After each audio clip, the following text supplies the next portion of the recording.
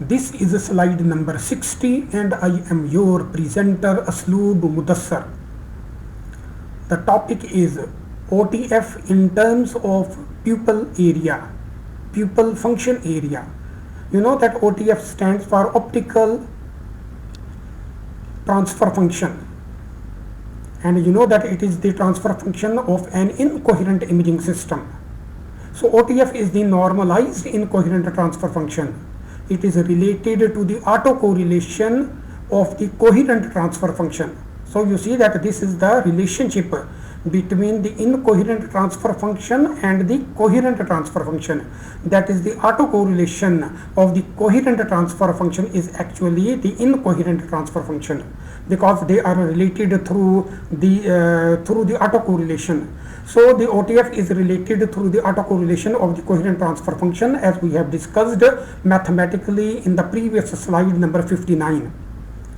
The coherent transfer function itself is related to the pupil or the exit pupil of an imaging system in a direct way. So you see that we have there is an indirect connection between the OTF and the coherent transfer function, but you know that there is a direct link between the coherent transfer function and the exit pupil of the imaging system. We can say that OTF is related to the autocorrelation of the pupil function. Due to the autocorrelation, the two pupils can overlap and produce an area called overlapped area. Here we shall try to express OTF in terms of the overlapped area. The coherent transfer function of a diffraction limited optical system and the pupil are related through equation number 36, which we reproduce in equation number 67. So you see that on the left hand side we have Kc, which is the transfer function for the coherent system as a function of fx, fy, and on the right hand side we have the pupil function, and you know that the arguments of the pupil function are lambda zi fx, lambda zi fy. This is what we have established. You can see that there is a direct connection between the transfer function of the coherent system and the pupil function of the imaging system. To produce this relationship, to introduce this relationship into the OTF expression of equation 51, we first evaluate the following term. So let's first evaluate it in the following, and then we can correlate it and we can express OTF in terms of this pupil function. You see that here we have fx and fy on the left hand side, and look at the pupil function, we have also fx and fy. So if we replace this fx by p plus fx by 2 and q by plus fy by 2, then you know that in the pupil function we have lambda zi, and within the curly bracket we have p plus fx by 2, comma lambda zi, and the y variable has been replaced by q plus fy by 2 within the curly bracket. So multiplication will give you the second step, that is p of lambda zip plus half lambda zifx, lambda ziq plus half lambda zify, as in equation number 68. And similarly we can calculate the this expression, we can calculate the argument of the Kc conjugate, and you know that the argument here is p minus fx by 2 and comma q minus fy by 2. And again you know that we have a p star because we have taken the conjugate in equation number 67, complex conjugate of both sides of this equation, and then we have replaced the arguments on the left hand side and the right hand side by p minus fx by 2 and q minus fy by 2. And you know that this is what we have shown, as we have shown in the equation number 68. But you know that p star, that is a conjugate of p, is itself, since p is a real quantity, so we have in the second step in the equation number 69 is p of lambda zip minus half lambda zifx, comma lambda ziq minus half lambda zify. So p and q are the Fourier domain variables and are related to the space domain variables x and y through the following relationships given in equation number 70. That is, p is equal to x over lambda zi and q is equal to y over lambda zi. So expressing the above equations, that is equation number 68 and equation number 69, in terms of the space coordinates, we have that is using terms in equation number 70. We have 71 corresponding to equation number 68, that is kc as a function of a p plus fx by 2 comma q plus fy by 2 is equal to p of x plus half lambda zi fx comma y plus half lambda zi fy. And similarly for the second equation, that is equation number 69, will take the following form as given in equation number 72. So the complex conjugate of kc as a function of a p minus fx by 2 comma q minus fy by 2 is equal to p of x minus half lambda zi fx comma y minus half lambda zi fy. Rayleigh theorem is reproduced below. You know that we have the total energy in the Fourier domain. The sum of total energy in the Fourier domain is equal to sum of the total energy in the imaging domain, that is in the pupil function. So we have this pupil function and we have summed the total energy on the right hand side, and similarly we have summed up the total energy on the left hand side. And you know that through the Rayleigh theorem we know that these two are equal to each other as given in equation number 73. So we are using these terms, using equation number 71, 72 and 73 into equation number 51, we get equation number 74. So you see that we have k in, that is the incoherent transfer function on the left hand side as a function of fx comma fy, and on the right hand side we have the this is the normalized value of the incoherent transfer function. And you know that on the right hand side we have double integral containing two pupil functions at you know that which we have developed, which we have obtained from in equation number 71 and 72, which we have substituted over here in the numerator, and the integration is with respect to dx and dy. And in the denominator we have also expressed the left hand side of equation number 73 by its right hand side, which is given, which is the double integral of p of x comma y, and the integration is with respect to dx and dy as given in equation number 74. So you see that here we are going to express k in, that is the normalized incoherent transfer function or the OTF in terms of the pupil functions. In writing equation number 74, the following derivatives from equation number 70 were used, and the constant scaling term lambda zi whole square was ignored. And you know that we have this relationship that we have given in equation number 70. Now its derivatives are given. dp is equal to dx over lambda zi, dq is equal to dy over lambda zi, and the product of these two, that is dp into dq, is equal to dx over dy divided by lambda zi whole square. And you know that as said earlier that the whole square of lambda zi will be ignored because it is just a constant scaling factor. So this is what we have used equation number 75 in obtaining the result in equation number 74. You know that if you look at these two pupil functions in the numerator of equation number 74, you see that these will exist at different points. That is, what are the center of these pupils? The center of these pupils is given over here. That is, x is equal to half lambda zi fx comma y is equal to half lambda zi fy.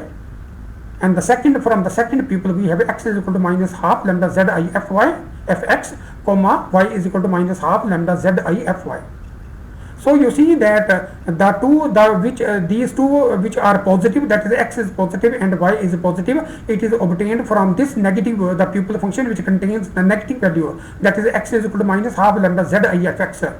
So from this we have obtained the first one, and you know that if we where we have a positive, that is x plus half lambda zi fx, this will give you x is equal to minus half lambda zi fx. So you see that we have obtained the centers of these two pupil functions which are contained in the numerator of equation number 74 on the right hand side. So let's draw these pupil functions over here. So we have drawn these pupil functions, and you know that C1 is the center of the pupil function of this pupil function, and C2 is the center obtained from this people function, because x and y both are negative in this case, and you know that C1, in the C1 both x and y are positive. So you see that we have shown that there is an area which is overlapped, and we have shown that area in the gray. The centers C1 and C2 are equidistant from the origin, and you know that origin is the origin of coordinate axis, that is the x-axis and y-axis where they interact with each other. That is the midpoint between C and C2 is actually the center of this coordinate system. And you know that the overlapped area has also been shown. So you see that here we are showing below over here, that is a part of that one which has been indicated through an arrow. And you know that we are showing C2, O, capital A, B, and back to C2. So you see that we have shown over here the quarter the area of the total area shown in gray. So we have shown over here the quarter the area. So you see that if you multiply this area by 4 times, you will get the total area which is the overlapped area between the two pupils centered at C1 and C2. So you see that we have to calculate the total overlapped area. This area, you know that the area in gray between the two pupils, and you know that a quarter of that one has also been shown in the same diagram. So let's find this one, and you know that W is actually what is W? W is actually the radius of the circle of both circles. That is the pupil function 1 and the pupil function 2 centered at C1 and C2 both have their radius equal to W. And we have also shown the angle theta, which is projected by the quarter area at the center C2. And you know that AB is actually an arc, and O is actually the center of coordinate system, that is the origin of the x and y system. So O is actually the center of this one. You know that O is so we have OAB is actually, this is the area that we have to measure and that we have to compute, and for this one we shall be using this whole triangle. So let's proceed. If the pupils exist further apart, the area of the overlap will be 0. So you see that in this diagram, if C1 and C2, that is the two pupils, move away from each other, then you know that this overlapped area will decrease, and ultimately after some further, when they will be further apart, there will be no overlapping between the two pupils. So if the pupils exist further apart, the area of overlap will be 0, which means that the autocorrelation will be 0, and consequently the OTF will vanish. Integral in the denominator of equation number 74 gives the total area of each pupil shown in the figure. So you see that here in equation number 74 in the numerator, that these two integrals will give you actually the area of overlap between the two pupils. And you know that in the diagram below we have shown that if these two pupils are further apart from each other, and a condition could reach when there will be no overlap between the two pupils, and you know that under that condition the optical transfer function, that is K in, will be equal to 0, because the numerator in that case will be equal to 0. And you know that the denominator here will the denominator will give you the total area of the pupil function P. Okay, so we can thus represent the OTF given in equation number 74 in the following form. So you see that now we are going to represent equation number 74 in terms of the area, that is K in, that is the incoherent transfer function, that is the normalized value of the incoherent transfer function, or the OTF as a function of fx, fy, is equal to the pupil overlapped area divided by the total pupil area. And you know that this is given in equation number 76. If a pupil has a regular shape, for example a circular aperture in our case, we can find the overlapped area geometrically, and for complex shapes digital techniques can be used to determine the area of overlap. So you see that in this case where we have the two pupils, and where we have the pupil P, which is circular in shape, and we have shown the two pupils apart from each other, and there is also a common area between them. You know that we can find out the area geometrically in this case, but you know that if these pupils are not in this regular shape, that is, it can attain any other shape, for example, which cannot be defined mathematically, that is, the shape is not regular, then of course we need to use digital techniques in order to find the area of overlap. To find the area of overlap in the present situation, we are considering an arc AB on pupil 2 such that it divides the overlapped area into 4 equal pieces. From the arc AB, we can infer the following information, that is, the pupil overlap area is equal to 4 times the area of the arc segment OABO. So look at the figure. You go, that is in this figure, you go from O to A, and then from A to B, and then from B to O. That will give you the area of this segment, which is the quarter the area, and you multiply that area by equal to 4 as in equation number 77 to get the total area.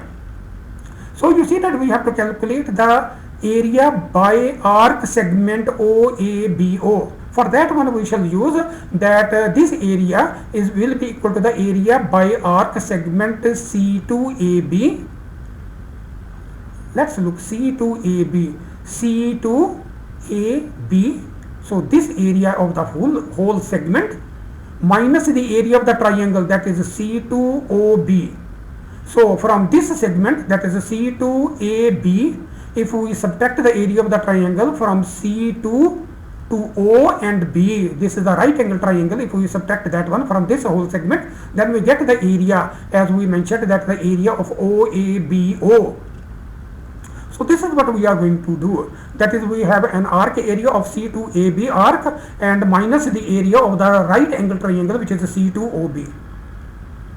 So let's, in order to calculate the area of the triangle, we determine the length of the sides. The sides of the right angle triangle C2OB are given by, so C2B is equal to W, which is the C2B.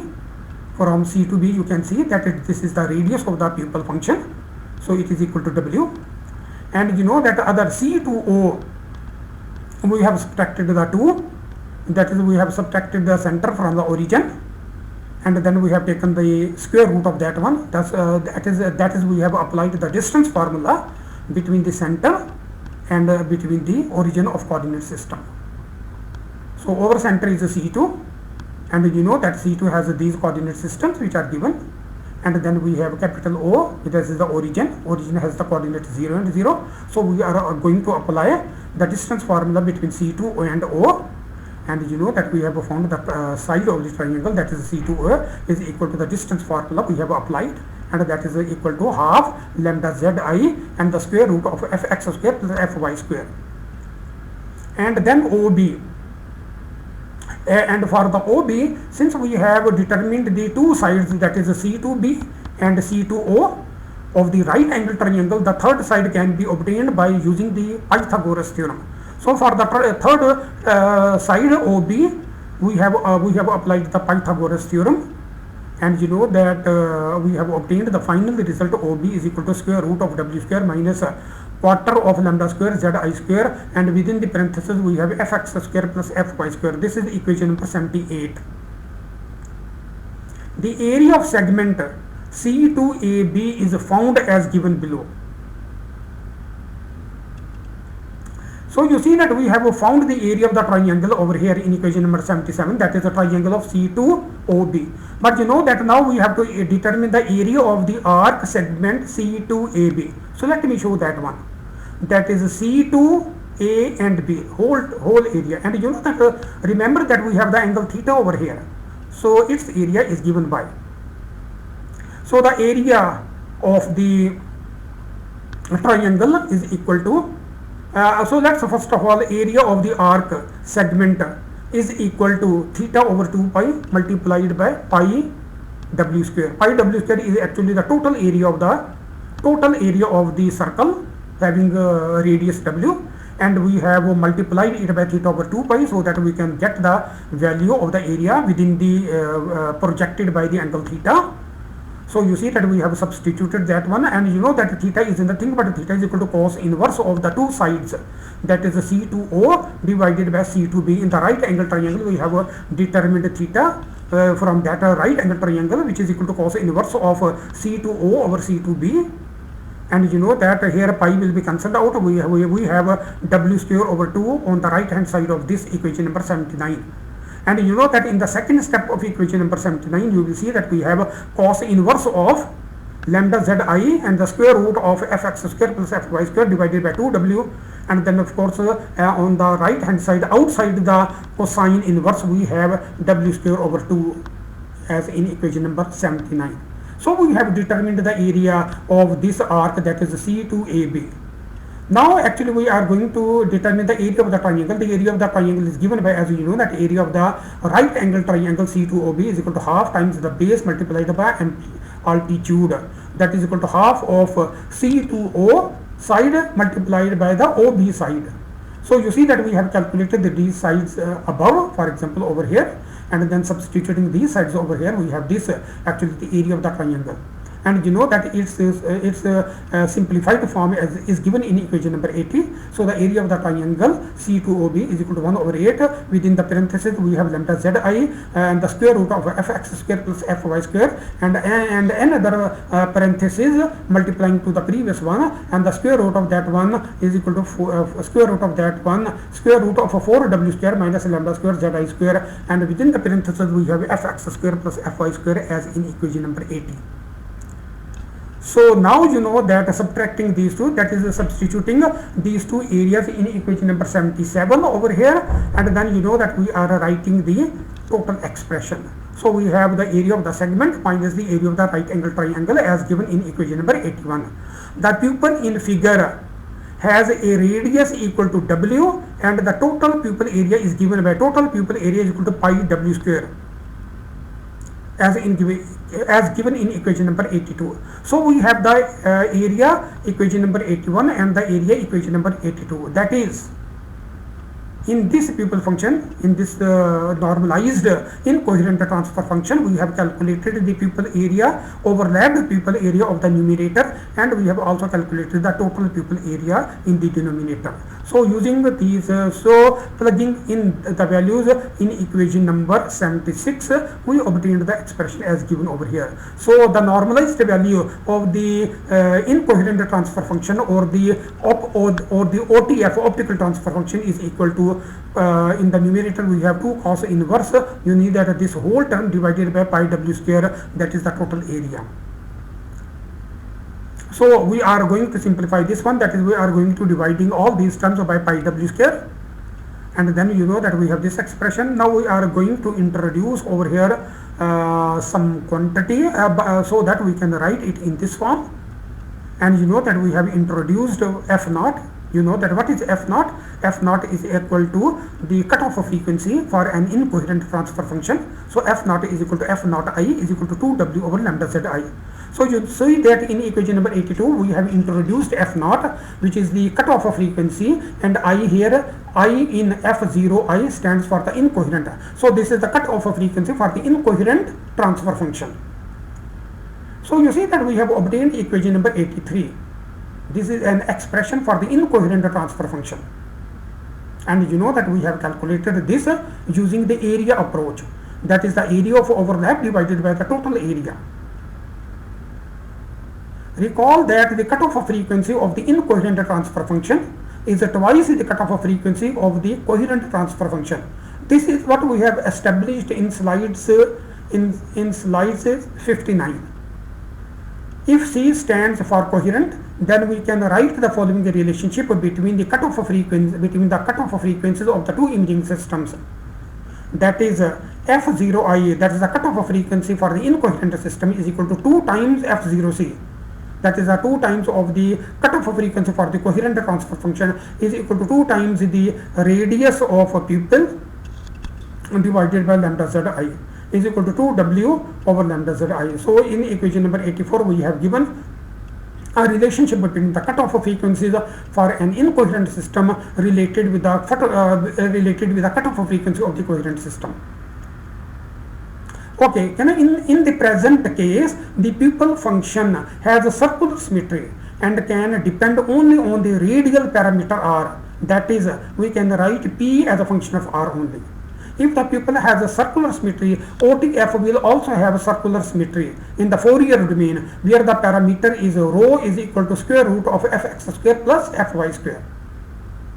And you know that here if we represent r will be equal to x square root of x square plus y square in the space domain. And but you know that in the Fourier domain the equivalent parameter to r is rho, which is related with its Fourier frequencies as the square root of fx square plus fy square. Thus, for a circular symmetric pupil function, the OTF given in equation 83 can be defined as given below. So now you know that we are going to represent this equation which we have given in equation number 83 using the parameters rho. So we have k in, that is the normalized incoherent transfer function as a function of rho is equal to 2 over pi cos inverse of rho over rho 0I minus 2 over pi multiplied by rho over rho naught I and multiplied by the square root of 1 minus square of rho over rho 0I or rho OI. And you know that rho OI is equal to 2W over lambda ZI. So this is what you see, that this is what we have found the final expression of the incoherent transfer function using the area approach. And you know that we have given the two descriptions. One is in the variables, that is over here in equation number 83. The other one is the variables we have used in the Fourier variables, where we have defined rho over here. And you know that here we have assumed that k in has also circular symmetry. That is why we have introduced rho over here. Now shape of OTF. What is the shape of OTF? Here we are going to determine the shape of OTF, optical transfer function, using a graphical means. The OTF has a maximum value equal to 1 at the 0th order frequency, because we have a normalized OTF. The maximum value is equal to 1 and 0 and at the 0th order frequency, and it tapers off to 0 value at a frequency known as a cutoff frequency, and beyond the cutoff frequency the OTF is 0. The cutoff frequency of the OTF is twice the cutoff frequency of the coherent transfer function. The shape of the OTF, the shape of the coherent transfer function has been shown to be a top hat function. The shape of the top hat function can be defined by a two-dimensional rect function or by a two-dimensional circ function. In order to give a mathematical representation to the shape of OTF, we need to consider a square exit pupil with the sides length equal to 2W. In order to express OTF mathematically, we need to compute the overlapped area, that is the autocorrelation function of the exit pupil using the geometry shown. So let's consider this geometry. You see that in this geometry we have shown two pupil functions. Both are in square form, and each has a side equal to 2W. And you know that we have also shown the centers of the two. And we have also shown the coordinates of the center. For example, the upper square has a center at half lambda zi fx, half lambda zi fy, and the lower square aperture has a side of minus half lambda zi fx minus half lambda zi fy. And you know that here we have shown the common area, which is the area in gray, which is the overlapped area. And this overlapped area has a dimension equal to lambda zi fx mod along the horizontal direction and lambda zi fy mod along the vertical direction. So these are the two sides of the overlapped area. So if you want to calculate the overlapped area, you can multiply these two quantities to find the overlapped area. But you know that let's consider the two conditions over first. So here let's read the caption. Two displaced pupil functions with the indication of area of overlap. So you see that we have shown an area of overlap over here. But you know that if these two centers move away from each other, then you know that there will be no overlapping at some stage. So conditions of no overlap. What are the conditions that there will be no overlapping? The condition is that W is equal to the mod of half lambda Zi fx, or W is equal to half, and the second condition is that W is equal to the mod of half lambda Zi fy. If you consider these one, that under these conditions when W is equal to these two quantities in both directions, then you know that there will be no overlap, and the edges will just be touching each other. So no overlap between the two square pupils or between the two square apertures. So this is a condition that no overlap will occur. So it means that the overlapping would require that that is W should be greater than the mod of half lambda Zi fx in both directions. That is W is greater than the mod of half lambda Zi fy. So in along the both fx and fy directions, the W must be greater than these quantities, so that there should be an overlapping between them,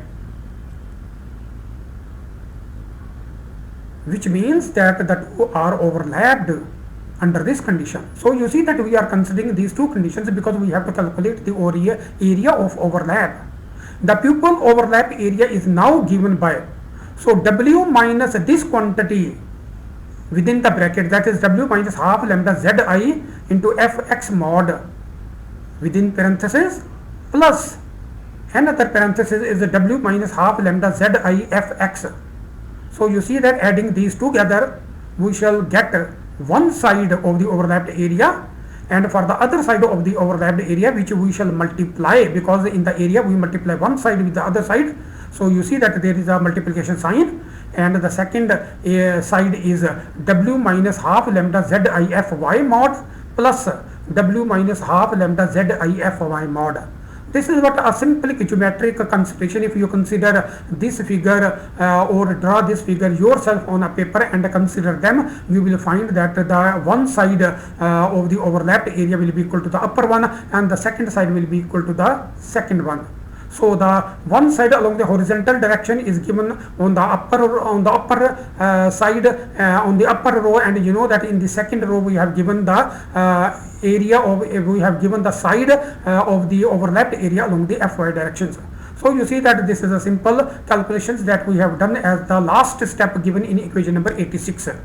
So the pupil overlap area is equal to 2W minus lambda Zi fx within the parenthesis multiply with another parenthesis containing 2W minus lambda Zi fy, and you know that the total pupil area is equal to 4W square, because when the two will be overlapped exactly, the total pupil area will be equal to 4W square, or the pupil because each pupil has a width equal to 2W by 2W, so it is 4W square. Or you can say that is the maximum area of overlap. So you can say that now K in, which is the incoherent, which is the normalized incoherent transfer function, or the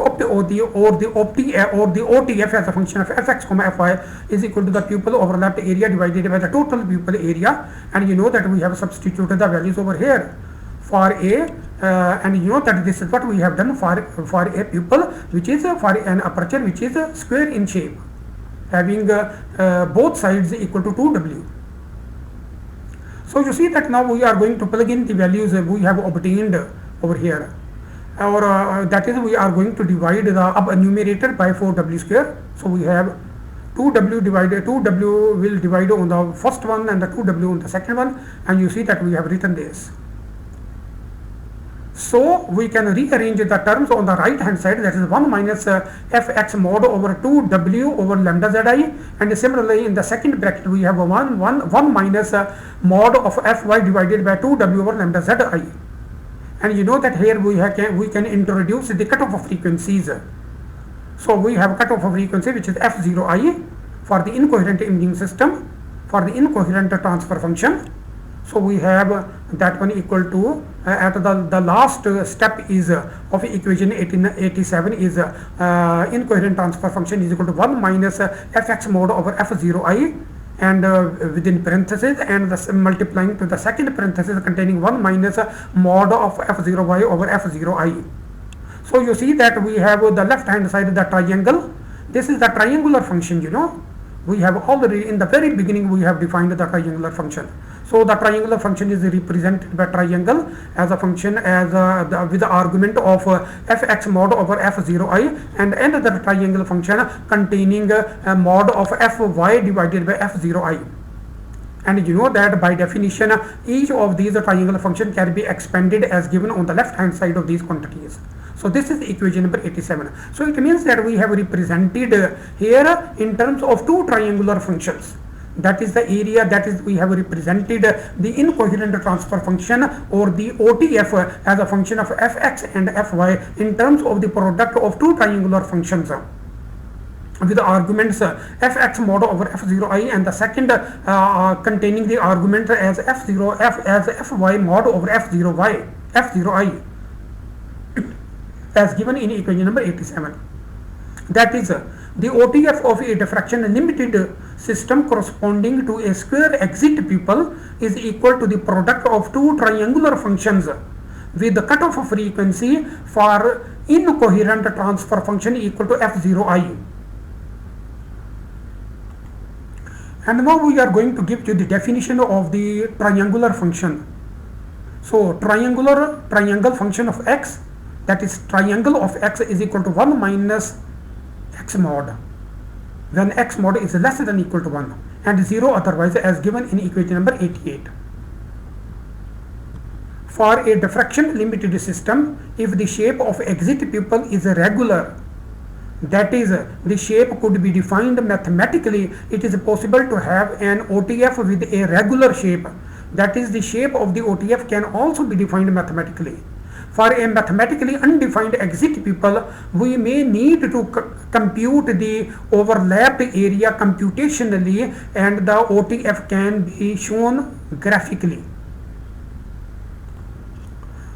Now here we are going to define exit pupil and image formation.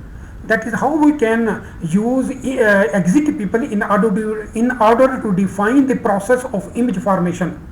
So let's first discuss the coherent image formation and exit pupil. In a coherent imaging system, the image formation is based on the interference phenomena. That is, at the image plane, interference occurs, and due to the interference, an amplitude image is formed. Any 2 points on the exit pupil separated by some distance may be considered as 2-point sources which contribute at the image plane, and where the light from these point sources interfere to form a fringe pattern. That is, here the purpose is to say that suppose that we have 2-point sources at the exit pupil. From these 2-point sources, the light will reach the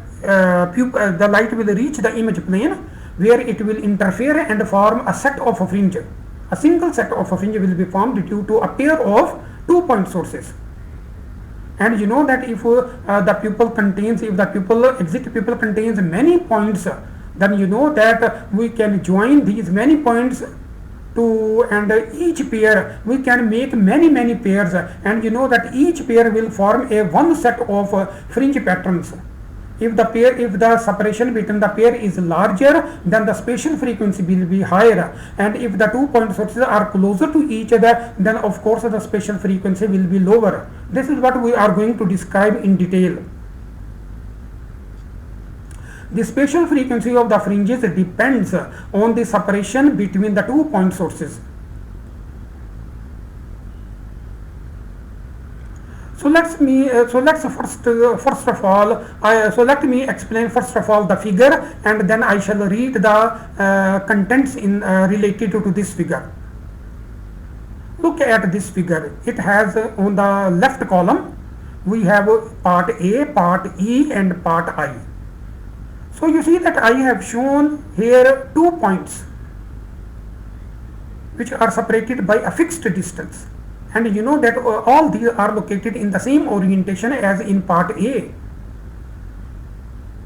Fixed separation, fixed orientation, but the location in the pupil at different points of the pupil. Okay. Now look at the image in E. Separation between the 2 points, there are again 2 points which we have joined in pairs, but you know that the separation is greater and the position is also random. So the separation between the point sources is fixed and they are randomly located in the pupil.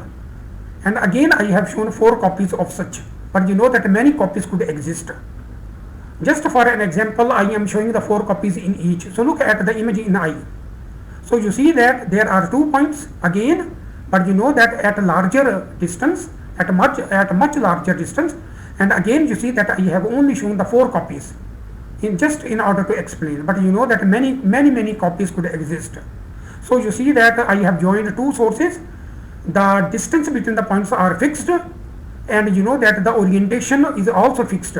So you see that I have taken simple cases, horizontal orientations for all the point sources, for all the pair of points I have joined, the separation is smaller, then greater, then larger, then more larger.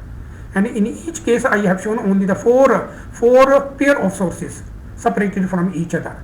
And you know that I have only combined only those sources which have a fixed separation. And you know that they are lying along the horizontal direction. I am not combining the other one sources with the other sources. So only horizontal orientation, the sources in the horizontal orientation has been combined. Now look at the second column. In the second column I have shown the corresponding fringes at the image plane. So you see that 2 points are fixed, the fringes are also fixed, and you know that the fringes are perpendicular to the line joining the 2 sources. For example, if the 2 sources are lying on the horizontal, then you know that the fringes are lying vertically in the vertical orientation. So look at the spatial frequency of these fringes, the low spatial frequency, that is the fringes are well separated. So in the F you will see that the fringes are closely separated. Orientation is the same because the orientation of the pairs on the left are the same, but the separation between the point sources on the left is larger, so the spatial frequency is larger in the figure F. And similarly look at the figure in J, the frequency is more larger, the spatial frequencies are more higher because the separation between the point sources is much larger. So the greater the separation between the point sources, the greater will be the spatial frequency at the image plane. So you see that this is B, F and J are the images at the image plane. Another thing, I have assumed that these set of sources have same relative phase, that is the phase between these 2 points, between the second point, between the second pair, between the third pair, between the fourth pair, mutually the sources, the relative phase is the same. That's why the 4 set of fringes will form in B, and actually B contains 4 fringe patterns which are overlapped exactly, and that's why it appears to us that as if it is a single fringe pattern. Similarly in F there are 4 fringe patterns which are exactly overlapped on top of each other, because here we are assuming that the phase difference between each pair on the left is the same. So if the relative phase difference is the same, the fringe pattern will be formed at the same position.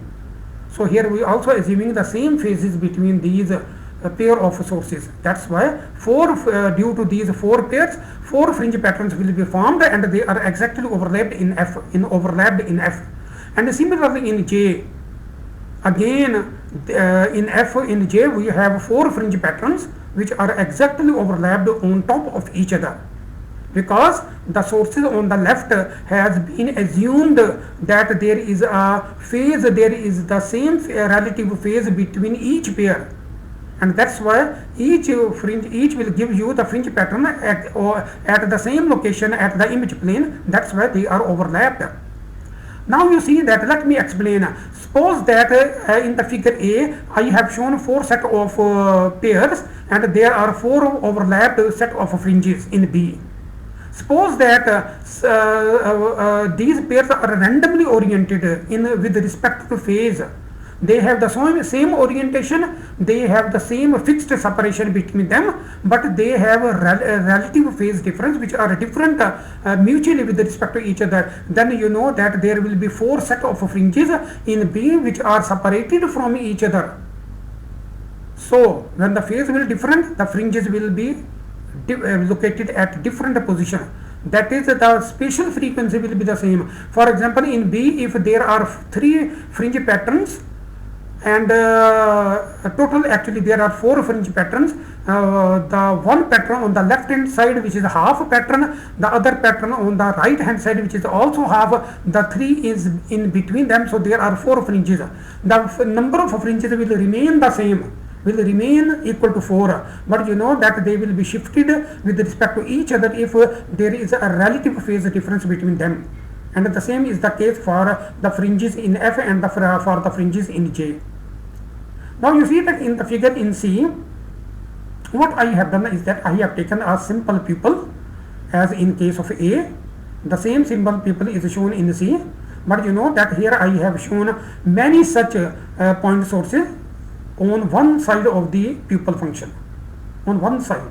So you see that I have shown all these pupil functions, that is I have filled the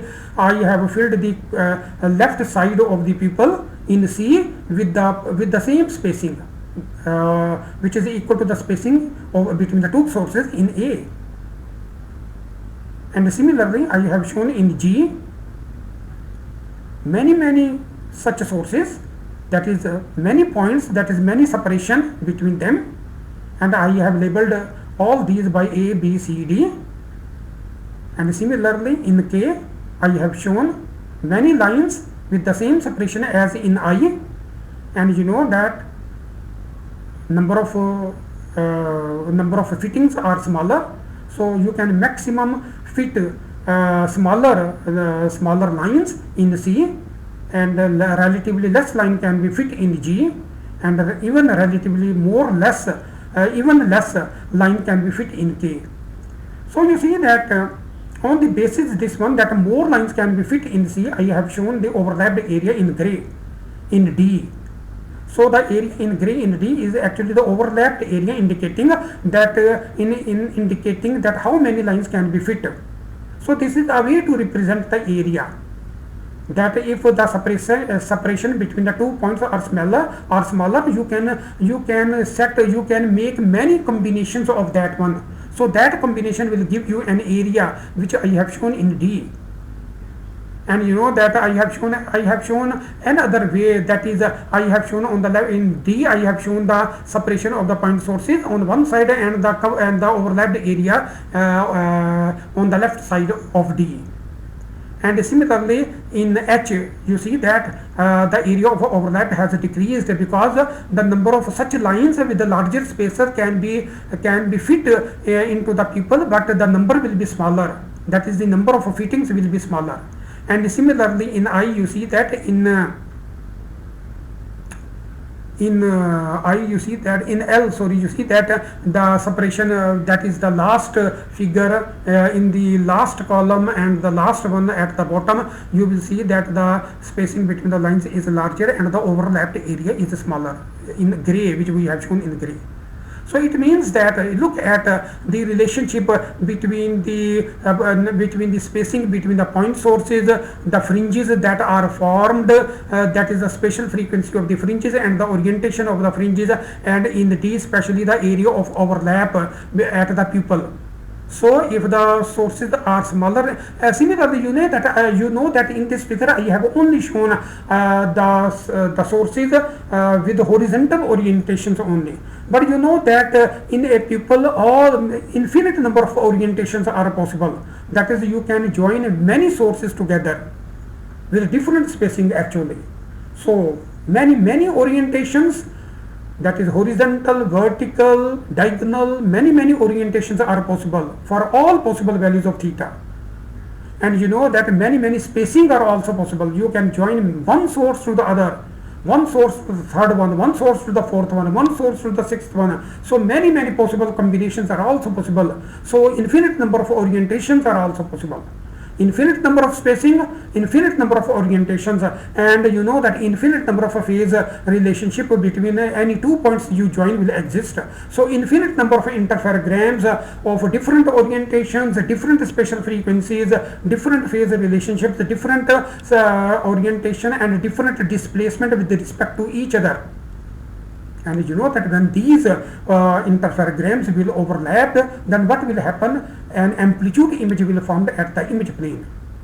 For example, if you combine B, F and J together, then you know that this will be the image due to A, E and I, due to these sources contained in the people function.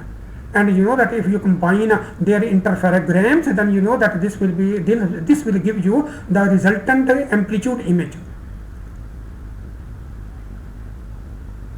So you see that, let me read very quickly, because I have explained this figure in much greater detail. So I am just going through the text. We can find a large number of such sources on the exit people separated by same distance and having the same orientation. Such sources joined by dotted lines are shown in part A, E and I. The separation between the sources in the three cases is different, but they have the same orientation, which is horizontal. The resulting fringes which are formed on the image plane in these three cases are respectively shown in part B, F and J.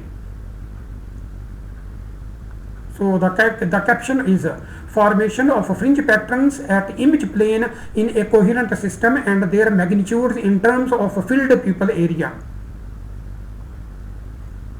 If the pair of sources in the exit pupil has identical phase difference, the fringes so formed will exactly overlap. That is, fringe pattern due to one pair will be overlapped on the fringe pattern due to an identical pair located somewhere else in the pupil. This is what we have assumed in the formation of the fringes shown in the figure. If the relative phases differ in phase, the corresponding fringe patterns will be displaced by an amount equal to the value of the phase difference relative to the value of the phase difference of the reference pair.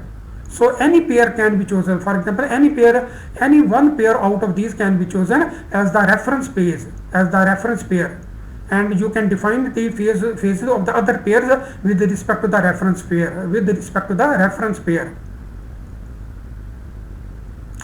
An infinite pair of sources at the exit pupil with different orientations and different separations can be formed, and the corresponding interferograms at the image plane are superimposed to form what we call an amplitude image.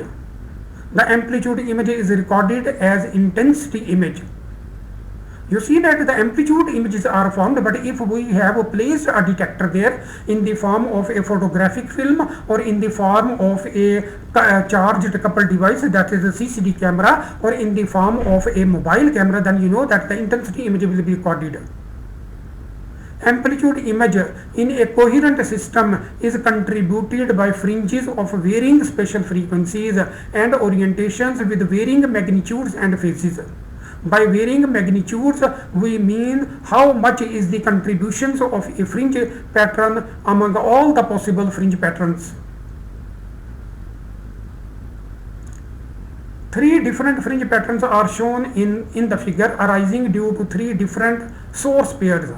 The separation between the sources have been drawn in the pupil in part C, G and K of the figure. Part D, H and L of the figure show the corresponding area on the exit pupil.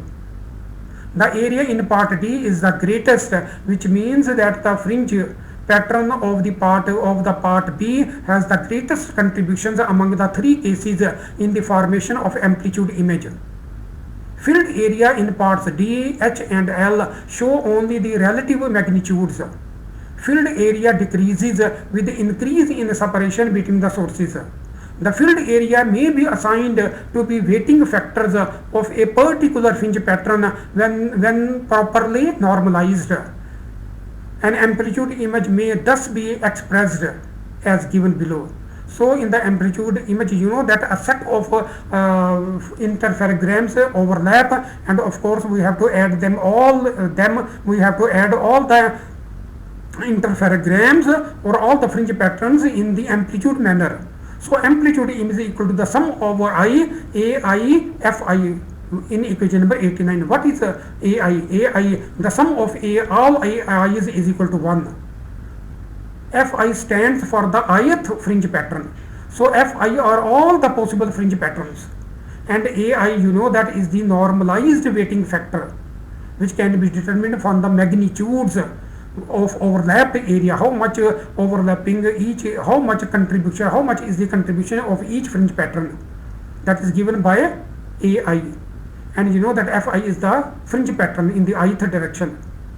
So moreover, the sum of all the normalized weighting factors is unity, because we are talking about the normalized pattern, normalized incoherent transfer function or incoherent OTF. So incoherent, coherent OTF, because we are talking about here previously all these discussions, you know, that were based on coherent, because we were talking about the amplitude image, and we were talking about the image is formed due to interference.